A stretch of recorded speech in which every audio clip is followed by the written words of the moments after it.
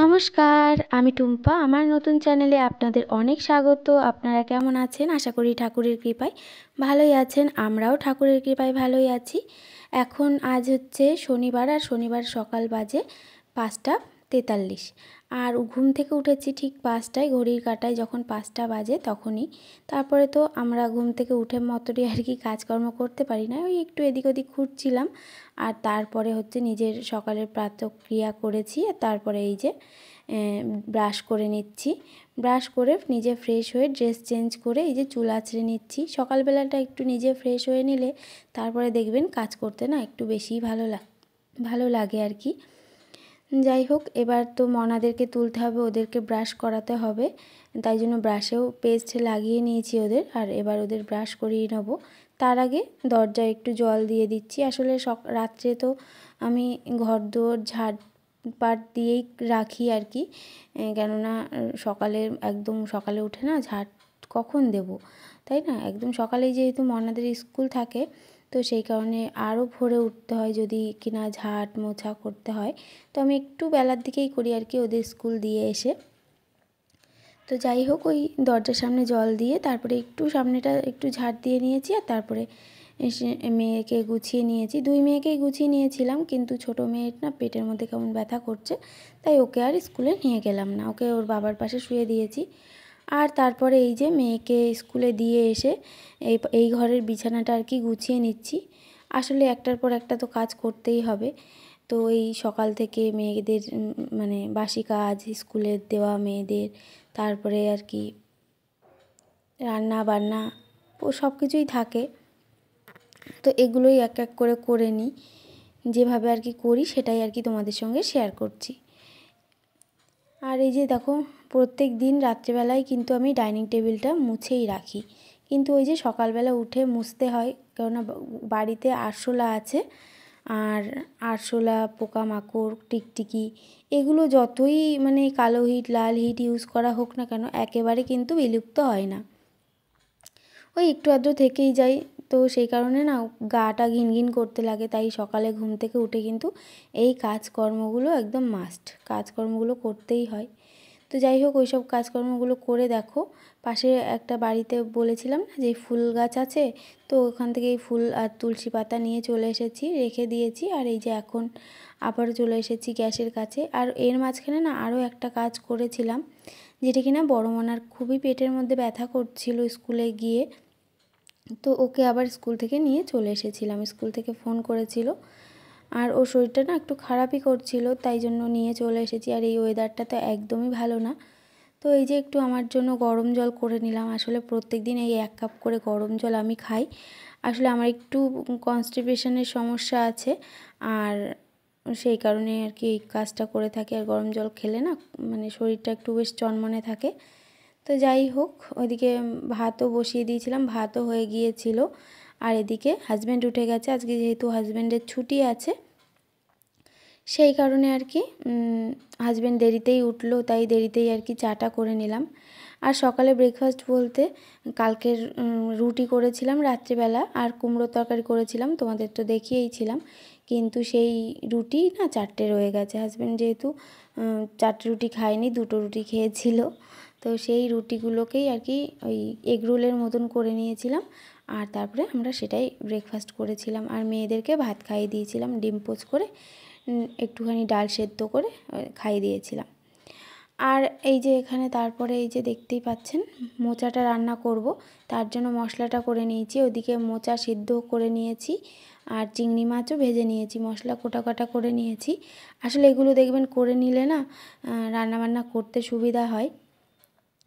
আর এই যে এইটুকুনি চিংড়ি মাছ ভাজা রেখে দিচ্ছি, মেয়েরা আসলে চিংড়ি মাছ খেতে খুবই ভালোবাসে, তো সেই কারণে ওদের জন্য একটু চিংড়ি মাছ ভাজা রেখে দিচ্ছি। আসলে তরকারির মধ্যে দিলে দেখবেন খুঁজেই পাওয়া যায় না এত ছোট ছোট চিংড়ি মাছ। আর এখানে চিংড়ি মাছের যা দাম, মানে আগুন চেরা দাম আর কি, ভীষণই মানে ছোঁয়া যায় না আর কি, যা বলা আর কি।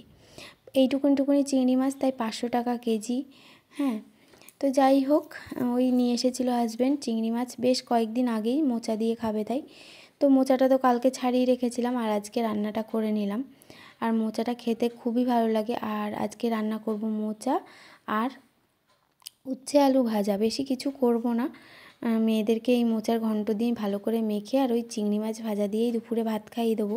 আসলে মোচায় যে কত গুণ আছে, ভীষণ পরিমাণে এতে আয়রন, আর মোচাটা খাওয়া কিন্তু প্রত্যেকেরই খুবই ভালো, যাদের আর কি বিশেষ করে রক্ত অল্পতা বা রক্তের মানে কম আছে যাদের শরীরে, বাচ্চা থেকে বুড়ো সবাই আর কি। আর এই খাবারটা না খেতে মনে হয় আমার সকলেই খুব ভালোবাসে, আসলে ছোট বাচ্চারা ছাড়া আর কি। অনেক ছোট বাচ্চারাও খেয়ে থাকে, কিন্তু আমার মেয়েরা যেহেতু একদমই অন্যরকম আর কি, ওরা একদম সবজি খেতে চায় না, তাও জোর করে আর কি ওই আমি মেখে চটকে ভাতের সঙ্গে খাইয়ে দিই, জোর করে একরকম আর কি। জানি না ওরা নিজে হাতে কবে এরকম সবজি দিয়ে ভাত মেখে খাবে। ওই একমাত্র চিকেন রান্না হলে পরেই আমার মেয়ে বড় মনা আর কি একটুখানি ভাত নিজে হাতে মেখে খায়। তো রোজ রোজ তো আর চিকেন খাওয়ানো যায় না, আর রোজ রোজ মাংস খেলে পরে পেটটাও না কষে যাবে। যাই হোক, এখানে আপনাদের সঙ্গে গল্প করতে করতে কিন্তু আমার এই যে মোচা রান্নাটাও হয়ে গিয়েছে। আর মোচা রান্না করতে করতে আমি ওদিকে ঘরের অনেকগুলো কাজ করে এসেছি, যেমন ঘর মুছে চলে এসেছি, আর এদিকে আমি কিন্তু কয়েকটা বাসনও ছিল সেইগুলোও মেজে নিয়েছি, মানে আর কি সকালের ব্রেকফাস্টে যে টুকটাক বাসন থাকে সেগুলোও মেজে নিয়েছি। আসলে রান্না করতে করতে আমরা অনেকগুলো কাজই করে ফেলি। তারপরে জামা কাপড় ভিজানো হয়ে গিয়েছে, জামা কাপড়টা হাজব্যান্ড ভিজিয়ে দিয়েছিল, আর আমি স্নানের সময় আর কি কেচে নেব। আর এই যে এইদিকে দেখো উচ্ছে আলু ভাজার জন্য এখানে তেল দিয়ে দিলাম, আর এই যে উচ্ছে আলুগুলো আমি কেটে নিয়েছিলাম এই এক ফাঁকে, রান্নার ফাঁকে বসে। আসলে দেখবে একটা রান্না করতে করতে আর একটা সবজি যদি কেটে নেওয়া যায় কিন্তু খুব তাড়াতাড়ি রান্নাবান্না হয়ে যায়। তারপরেও আর কি মানে দেখবে কাজ করতে করতে অনেকটা লেটই হয়ে যায়, প্রায় 1টা 1:30 বেজেই যায় আর কি খাওয়া দাওয়া করতে, 2টোও অনেক সময় বেজে যায়। তো যাই হোক, এই যে তারপরে এই যে মোচা সেদ্ধ করেছিলাম, তারপরে ওই চিংড়ি মাছ ভেজেছিলাম যে তাওয়াটায়, সেই বাসন কটাই ছিল, সেই বাসনগুলো ভালো করে মেজে নেব। আর যেহেতু মোচায় তো প্রচণ্ড কষ থাকে, আর এগুলো একটু ভালো করে ডলে ডলে না মাজলে না মানে উঠতে চায় না, তো সেই কারণেই ভালো করে একদম কচলে কচলে মেজে নেব। তো এই আর কি। আর বন্ধুরা, ভিডিওর এই পর্যন্ত যারা চলে এসেছো, যদি ভিডিওটা ভালো লেগে থাকে কোনো অংশ, তবে একটা লাইক অবশ্যই করে দেবেন, আর একটা কমেন্ট করে জানাবেন। আপনারা অনেকেই ভিডিও দেখছেন, মানে আমি সবে 2টো ভিডিও দিয়েছি, অনেকেই ভিডিও দেখছেন কিন্তু একটা লাইকও করছেন না, কমেন্টও করছেন না। আপনারা যদি লাইক কমেন্ট না করেন তাহলে আমি কি করে জানবো বলুন তো আপনারা কারা কারা ভিডিওটা দেখছেন। অবশ্যই লাইক কমেন্ট করে জানাবেন যে কোথা থেকে ভিডিও দেখছেন বা কারা কারা ভিডিও দেখছেন, আমার খুবই ভালো লাগবে, আর আমি নিজেকে অনেকটা মোটিভেট করতে পারবো।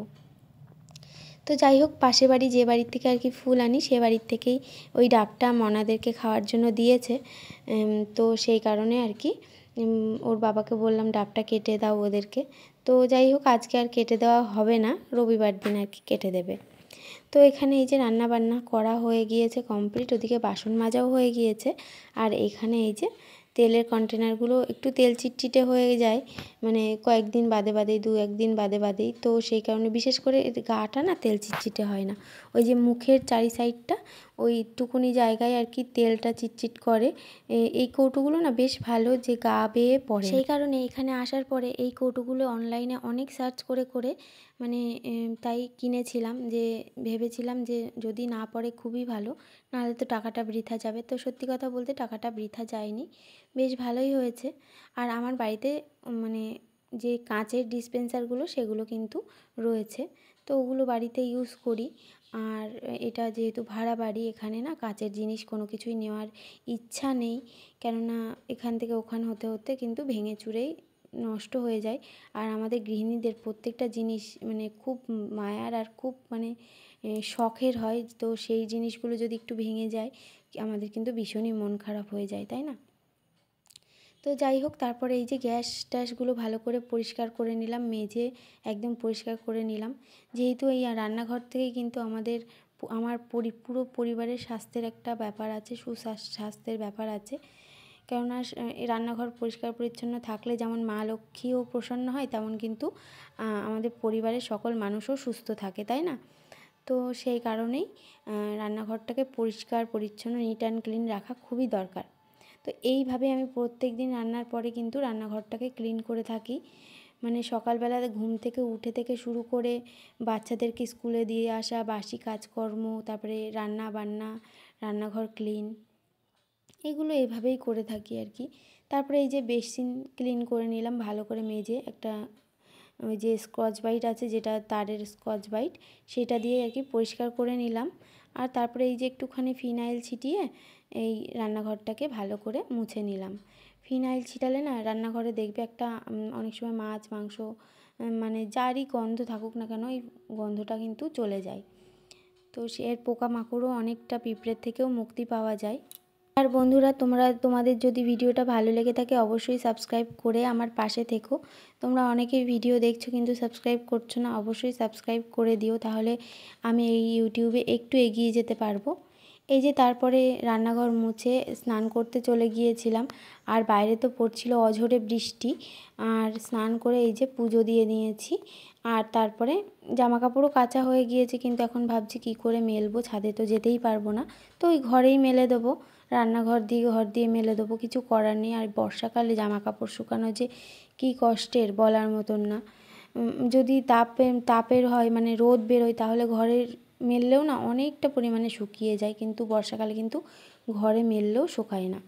যাই হোক, এই যে এদিকে আপনাদের রান্না দেখিয়ে দিচ্ছি কী কী রান্না করেছি আর কি, যদিও বা আগে দেখিয়েছি। এই যে উচ্ছে আলু ভাজা, ওদিকে চিংড়ি মাছ ভাজা, আর ওদিকে মোচার ঘন্ট।